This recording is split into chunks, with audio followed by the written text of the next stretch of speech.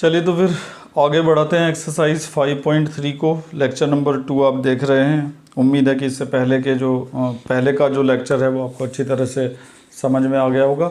उतने ही अच्छी तरह से इसको भी समझने की कोशिश करिएगा। तो क्वेश्चन नंबर 3 के 5 पार्ट हम कर चुके थे, ये 6th पार्ट है।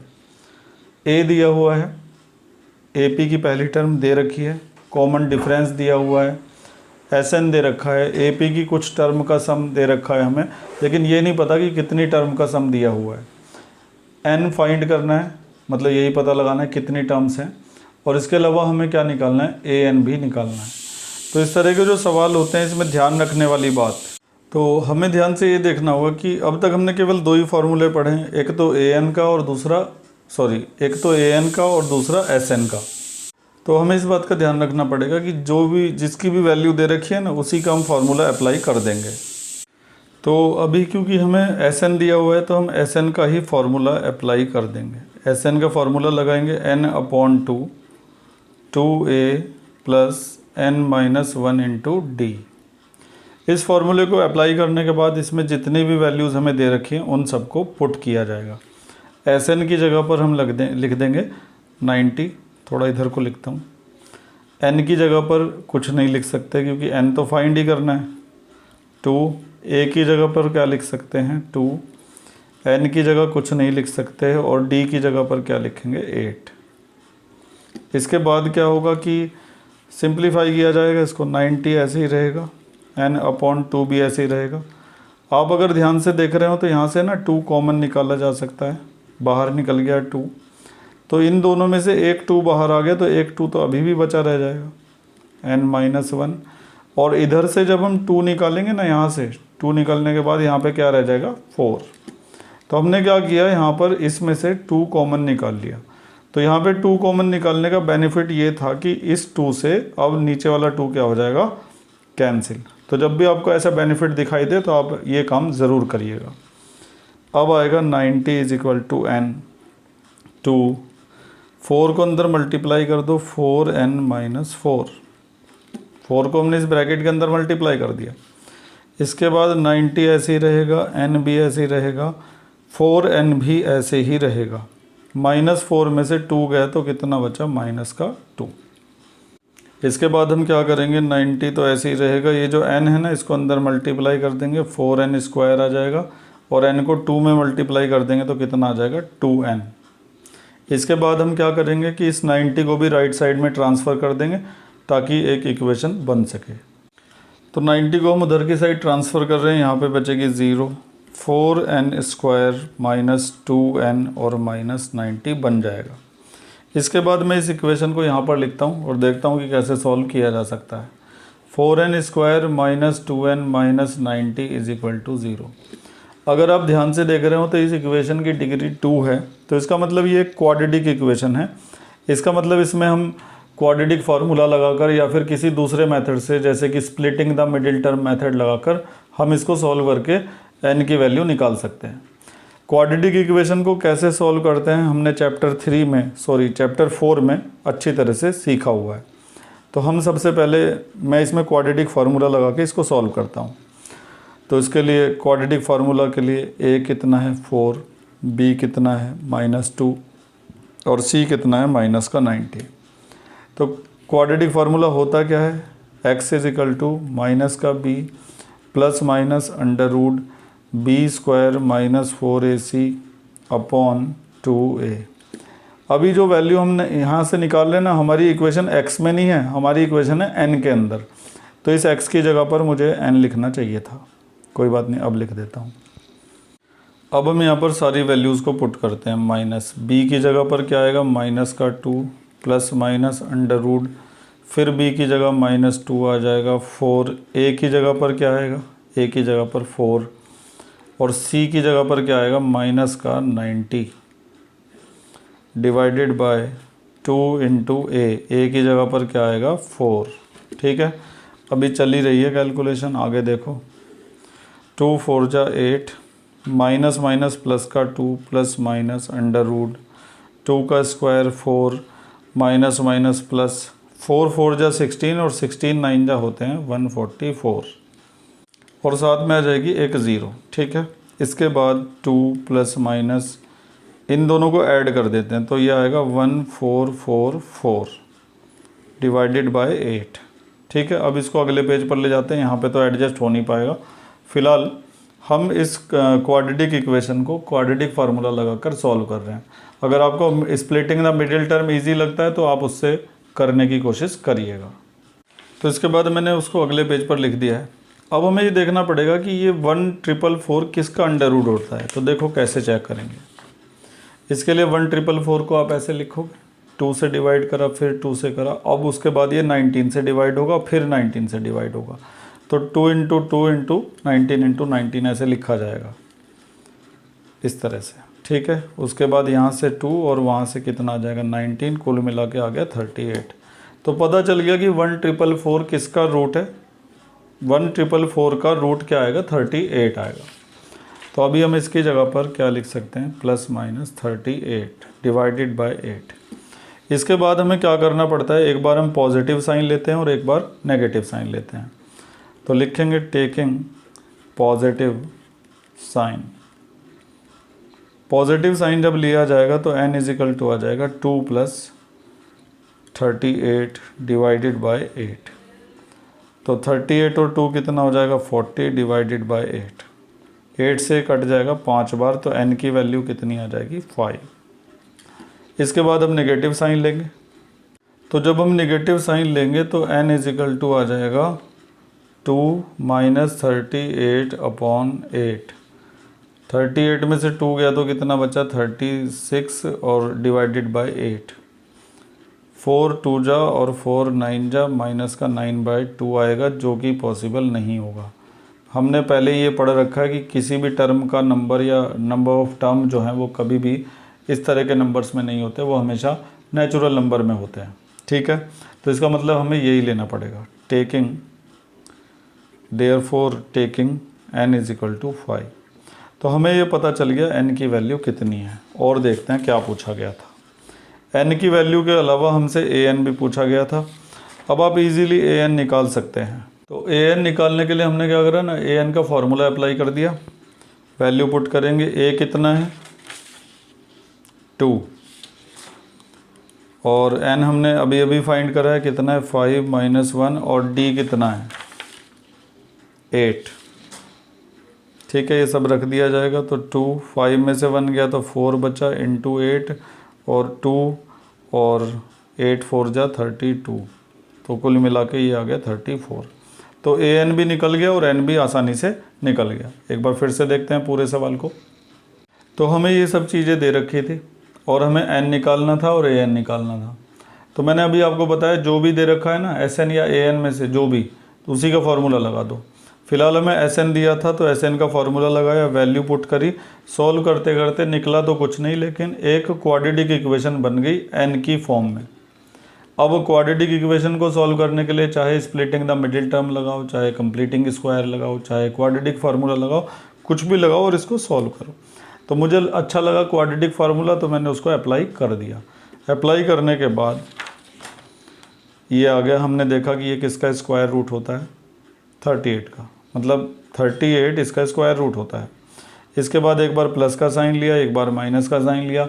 माइनस का साइन लेने पर ऐसी वैल्यू मिली जो नेगेटिव भी थी और साथ ही साथ फ्रैक्शन में थी, जो कि पॉसिबल नहीं हो सकती। इसीलिए हमने इस वैल्यू को अपने पास रखा जो पॉजिटिव थी और नेचुरल नंबर में थी। तो n तो निकल गया। n निकालने के बाद an निकालना था, तो an ईजिली हम an का फार्मूला लगाकर निकाल सकते हैं। तो काफ़ी आसान सवाल हैं इस AP चैप्टर के, आपको आराम से समझ में आ रहे होंगे। बढ़ते हैं आगे। उसी तरह का एक और पार्ट हमारे सामने लिखा हुआ है। an दे रखा है, d दे रखा है, Sn दे रखा है, n निकालना है और a निकालना है। तो मैंने तुम्हें अभी बताया था थोड़ी देर पहले, अगर an दे रखा है तो उसका फार्मूला लगा दो, Sn दे रखा है तो उसका भी फार्मूला लगा सकते हैं। तो इस बार हमें दोनों फार्मूले अप्लाई करने पड़ेंगे। तो पहले an का लगाते हैं। an इज इक्वल टू क्या होता है a plus n minus 1 into D. अब जो भी वैल्यूज़ पता है उनको रखो। an की जगह पर क्या आ जाएगा 4, a की जगह पर कुछ भी नहीं आएगा, a तो निकालना ही है, n की जगह भी कुछ नहीं आएगा और d की जगह पर क्या आ जाएगा 2। इसके बाद हम इस इक्वेशन के अंदर ज़्यादा कुछ नहीं कर सकते।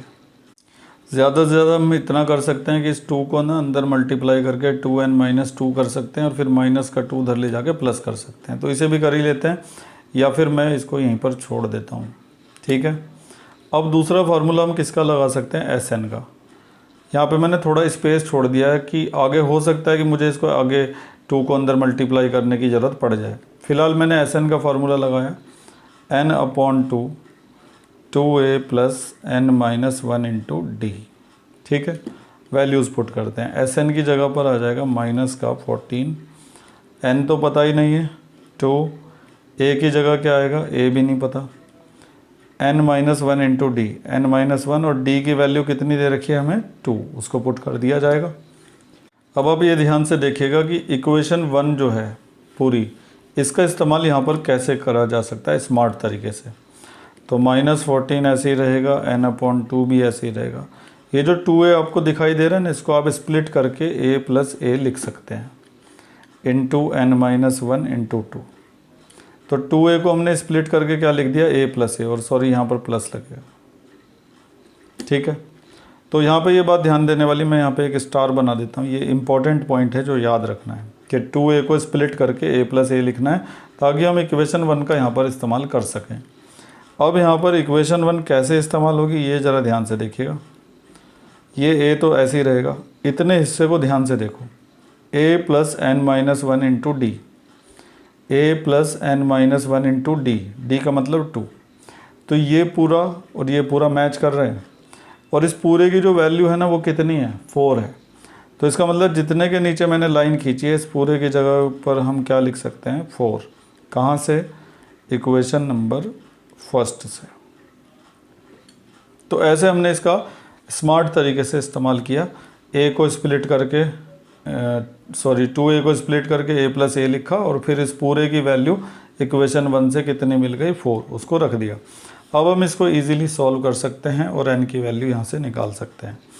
2 जो है ना वहाँ पे जाके मल्टीप्लाई हो जाएगा 14 में, तो माइनस का 28 आ जाएगा, n बचेगा और साथ में बचेगा a प्लस 4। तो अब हम इसके बाद क्या कर सकते हैं, ये जो माइनस का 28 आप देख रहे हैं ये तो ऐसे ही रहेगा, और बाहर जो n लिखा हुआ है ना ये भी ऐसे ही रहेगा।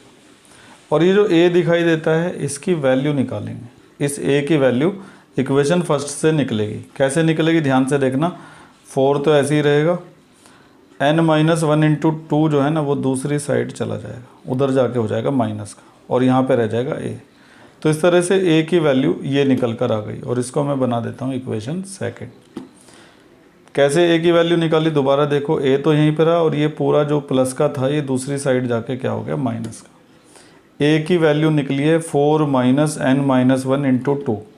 तो इस a की जगह ये वैल्यू पुट की जाएगी 4 माइनस n-1 इंटू 2।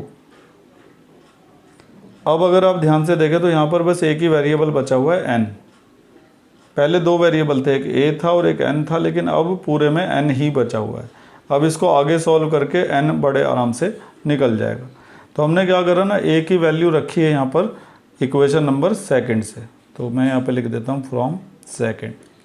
अब इसको सॉल्व करते हैं आगे। सवाल की सारी मुश्किलें बस यहीं तक ही थी, इसके बाद ये इजी है। n 4 माइनस 2 को अंदर मल्टीप्लाई करेंगे ना तो 2n, और माइनस माइनस प्लस का 2 और प्लस का 4।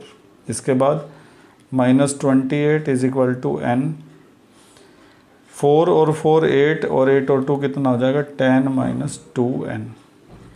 इसके बाद क्या है ना कि इस n को अंदर मल्टीप्लाई कर देंगे, 28 is equal to 10n minus 2n square. फिर सब कुछ लेफ़्ट में ले आएंगे ताकि ये n स्क्वायर वाली जो टर्म है ये प्लस हो जाए, माइनस का 10n और 28 यहाँ पर पहले से इज इक्वल टू 0। अब फिर से ये क्वाड्रेटिक इक्वेशन बन गई है। इसको आप अपना कोई भी मेथड लगाकर सॉल्व कर सकते हैं, लेकिन इसको सॉल्व करने से पहले ना तुम 2 कॉमन निकाल लेना ताकि ये ईजी हो जाए। n square minus 5n minus 14 is equal to 0। 2 चला जाएगा 0 में, तो n square minus 5n minus 14 is equal to 0। अब इसको लेकर जाते हैं अगले पेज पर। अब ये जो इक्वेशन है ना, इसको मैं क्वाड्रेटिक फार्मूले के बजाय स्प्लिटिंग द मिडिल टर्म लगा के सॉल्व करूँगा, क्योंकि आराम से इसके मिडिल टर्म स्प्लिट हो जाएगी। n स्क्वायर 14 के ऐसे फैक्टर की 5 आ जाए तो 7 2 जा 14 होते हैं, तो 7n minus 2n minus 14 is equal to 0, n square minus 7n minus minus plus 2n minus 14 is equal to 0। अब फर्स्ट हाफ में से कॉमन आएगा n, अंदर बचेगा n माइनस 7, यहाँ से क्या कॉमन आएगा 2, अंदर बचेगा n minus 7 is equal to 0। पूरे में से कॉमन आ जाएगा n माइनस 7, अंदर बचेगा n plus 2 is equal to 0। एक एक करके जब इनको 0 के इक्वल रखेंगे तो n की हमें दो वैल्यू मिलेगी, एक तो मिलेगी n की वैल्यू 7 और दूसरी n की वैल्यू मिलेगी माइनस का 2। क्योंकि ये नेगेटिव वैल्यू है और n नेगेटिव मतलब टर्म का नंबर या नंबर ऑफ टर्म नेगेटिव नहीं हो सकते, तो इसको छोड़ना पड़ेगा, लिख देंगे नॉट पॉसिबल। तो कौन सी वैल्यू लेनी पड़ेगी, n is equal to 7, taking n is equal to 7। तो एक चीज़ तो हमारी निकल गई, हमें इस सवाल के अंदर n निकालना था। n निकलने के बाद अब जो दूसरी चीज़ है वो आराम से निकल जाएगी। n की जो वैल्यू है ना वो यहाँ पे रख देंगे इस जगह इक्वेशन फर्स्ट में, या फिर यहाँ पे भी रख सकते हैं, तो a की वैल्यू आ जाएगी। तो सेकंड के अंदर मैं रख देता हूँ, सीधा a निकल जाएगा। तो n की इस वैल्यू को इक्वेशन सेकंड में हम पुट करने जा रहे हैं। तो इक्वेशन सेकंड क्या है, 4 minus n minus 1 into 2, 4 minus n minus 1 into 2 is equal to a। तो 4 माइनस n की जगह 7 रखा जाएगा, minus 1 into 2 is equal to a। 4 minus 7 में से 1 गया तो 6 बचा, into 2 is equal to a। 4 minus 12 is equal to a, तो a इज इक्वल टू आ जाएगा माइनस का 8। a और n दोनों निकल चुके हैं। तो काफ़ी अच्छा सवाल था और इस वैल्यू तक पहुंचने में हमें काफ़ी मेहनत करनी पड़ी। एक बार फिर से देखते हैं पूरे सवाल को। तो ये था हमारा क्वेश्चन, an दिया था, d दिया था, sn दिया था, n और a निकालना था। तो पहले हमने an का फॉर्मूला अप्लाई किया, यहाँ तक पहुँच गए। इसके बाद कुछ दिख नहीं रहा था, ज़्यादा से ज़्यादा इस 2 को अंदर मल्टीप्लाई कर सकते हैं। आप जब खुद से प्रैक्टिस करेंगे तो 2 को अंदर मल्टीप्लाई करके जो भी आएगा उसका आगे यूज़ करिएगा, थोड़ा सा बदल के सवाल को करिएगा, तभी आप चीज़ों को अच्छी तरह से समझ पाएंगे। तो हमने तो ऐसा किया नहीं, हमने तो ऐसे ही छोड़ दिया फ़िलहाल इसको। फिर हमने SN का फॉर्मूला लगाया, उसमें भी सारी वैल्यूज़ रखी। फिर हमें यहाँ पे एक ट्रिक पता चली कि अगर इस 2a को स्प्लिट करके ऐसे लिखें तो इस पूरे की जगह पर 4 लिखा जा सकता है। 4 लिखते ही ये काफ़ी आसान हो गया। इसके बाद हम यहाँ पर आ गए। फिर हमने क्या किया, ये जो a था इसकी जगह पर यहाँ से वैल्यू निकाली, उसको उधर ट्रांसफ़र करके 4 माइनस n माइनस 1 इंटू 2, तो a की जगह हमने उस वैल्यू को रख दिया 4 minus n minus 1 into 2। Value रखने के बाद अब यहाँ पर सिर्फ एक ही वेरिएबल बचा हुआ था n। उसके बाद सॉल्व करते चले गए, क्वाड्रेटिक इक्वेशन बन गई एंड में जाकर, और फिर हमने इसको splitting the middle term method लगाकर सॉल्व कर लिया। n की दो वैल्यू निकली, एक पॉजिटिव दूसरी नेगेटिव। तो नेगेटिव तो हो नहीं सकती, इसलिए पॉजिटिव वैल्यू को ले लिया, एक आंसर हमारा आ गया। उसके बाद हमें a निकालना था, तो इक्वेशन सेकंड में n की वैल्यू रख के a निकल गया। तो इस तरह से ये सवाल हमारा पूरा हुआ। उम्मीद है कि आप इस बेहतरीन सवाल को अच्छी तरह से समझ गए होंगे। बढ़ते हैं आगे। इसके बाद ये जो आप 10वां पार्ट देख रहे हैं ये काफ़ी आसान है बाकी के जो पार्ट हमने अभी तक किए हैं उनसे, लेकिन इसमें भी बड़ा ध्यान से सोचने की ज़रूरत है कि कौन सा फार्मूला आखिर हम लगाएंगे। तो सबसे पहली बात तो हम ये देख रहे हैं कि इसमें L दे रखा है। L का मतलब होता है लास्ट टर्म, A पूछा गया है, और S दे रखा है। S का मतलब क्या होता है, सम। तो मैंने तुम्हें अभी बताया था कि जो भी दिया हुआ होता है उसी का फार्मूला लगाना होता है। अब सम दे रखा है तो सम का फार्मूला लगाएंगे। सम के जो हमारे पास फार्मूले हैं, तो सम के हमारे पास ये 2 फार्मूले हैं, इनमें से स्विटेबल हमारे लिए कौन सा रहेगा, इस बार ये वाला रहेगा। ये स्विटेबल इसलिए रहेगा क्योंकि A हमें फाइंड करना है, L हमें दे रखा है, और ये जो सम है ये भी हमें दे रखा है, और n की वैल्यू भी दे रखी है। दिया गया है कि देयर आर टोटल 9 टर्म। n किसको रिप्रेजेंट करता है, नंबर ऑफ टर्म को, या फिर किसी पर्टिकुलर टर्म के नंबर को। तो अभी हमारे लिए ये फार्मूला बेस्ट रहेगा, इसीलिए हम इसको यहाँ पर अप्लाई करते हैं। तो फार्मूले को लगाने के बाद इसके अंदर वैल्यूज़ पुट करेंगे Sn। तो Sn की जगह पर क्या आ जाएगा, 144। n की जगह पर क्या आ जाएगा, 9/2। ये 9 है, इसे कुछ और मत समझ लेना। ए हमें फाइंड करना है, एल की जगह पर क्या आ जाएगा 28। अब हम इसको इजीली सॉल्व कर सकते हैं।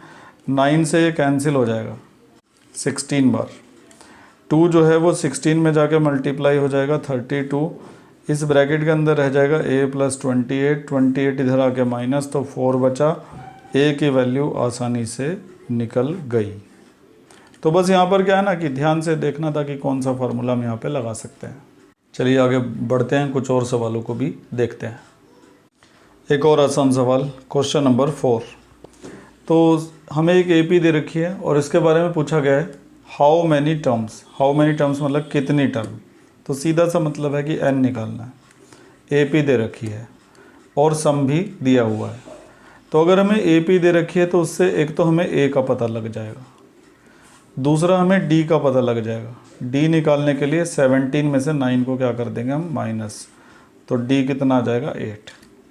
और ये जो है ये हमें सम दे रखा है यानी कि SN 636। और हमें निकालना क्या होगा, हमें निकालना होगा n, कितनी टर्म मिलकर इतना सम देंगी ये हमसे पूछा गया है।